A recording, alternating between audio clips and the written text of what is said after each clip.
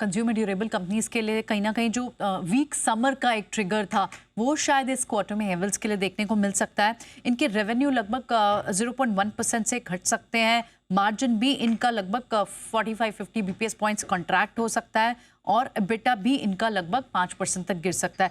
Revenue जो है वो 5,798 करोड़ से घटकर 5,792 करोड़ आ सकते हैं। मार्जिन कॉन्ट्रैक्ट हो सकता है 9.9% के मुकाबले 9.9% लगभग आ सकता है। रीजन इस पे रहेगा जो इनकी डिफरेंट सेगमेंट्स है। पहला बड़ा जो एक इनके लिए स्लगिशनेस दिख सकती है वो दिखती है ललॉयड सेगमेंट से। इनके यहाँ रेवेन्यू लगभग 20% कम हो सकता है और इस पर्टिकुलर कैटेगरी का भी एबिट मार्जिन सबसे ज़्यादा इंपैक्ट करेगा ओवरऑल मार्जिन को। यहाँ पर लगभग 0.3% से मार्जिन घट सकता है ललॉयड सेगमेंट के।